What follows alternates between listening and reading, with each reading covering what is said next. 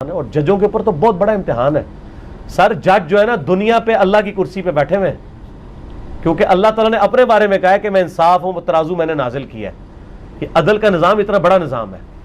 دنیا میں جو اللہ نے کرسی رکھی ہے نا، اپنا قائم مقام ججوں کو بٹھایا ہوا ہے سر. جج جو ہے نا دنیا پہ اللہ کی کرسی پہ بیٹھے ہوئے ہیں. مرزے کے بقول دنیا میں جتنے جج ہیں وہ اللہ کی کرسی پر بیٹھے ہوئے ہیں. آیت الکرسی میں اللہ تعالیٰ کی کرسی کا ذکر تو ہے، کیا اس کرسی کے علاوہ کوئی اور کرسیاں بھی اللہ تعالیٰ کی ہیں جن پر جج بیٹھے ہوئے ہیں؟ اب مرزے کے شاگرد اس جملے میں تعویل کیے بغیر یہ جملہ قرآن کی کسی آیت سے یا کسی حدیث سے ثابت کر کے دکھائیں. تعویل نہیں کرنی. اگر اولیاء کی عبارات میں تعویل نہیں کی جا سکتی اور تعویل قبول نہیں ہے تو پھر مرزے کے جملے میں بھی تعویل نہیں کی جا سکتی. اگر یہی جملہ کوئی اور کہتا اور مرزے نے رد کرنا ہوتا تو مرزے کا انداز اس موقع پر یہ ہوتا، مرزا سوال اٹھاتا کہ کیا حضور علیہ الصلوۃ والسلام نے کبھی دعویٰ کیا کہ میں اللہ کی کرسی پر بیٹھا ہوں؟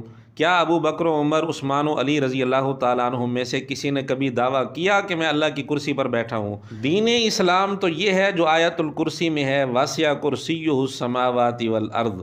لیکن دین منگول یہ ہے کہ اس دنیا میں اللہ تعالیٰ کی لاکھوں کرسیاں ہیں جن پر جج بیٹھے ہیں. ہم پھر کہہ رہے ہیں کہ مرزے کے اس جملے میں تعویل نہیں کرنی. بغیر تعویل کے یہ جملہ قرآن و حدیث سے ثابت کر کے دکھائیں، ورنہ مان لیں کہ یہ دین اسلام نہیں، دین منگول ہے.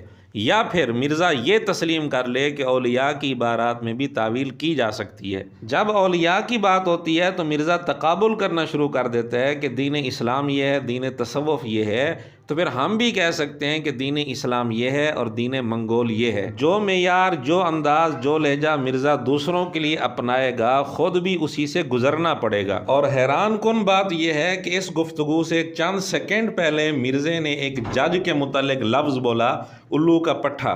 وہ کہ یار وہ الو کا پٹھا بیٹھا ہوا تھا جج، اس نے نہیں دیکھا کہ یار اس بندے کا نام بھی لکھا ہوا ہے اسٹامپ پیپر کے اوپر کہ نہیں.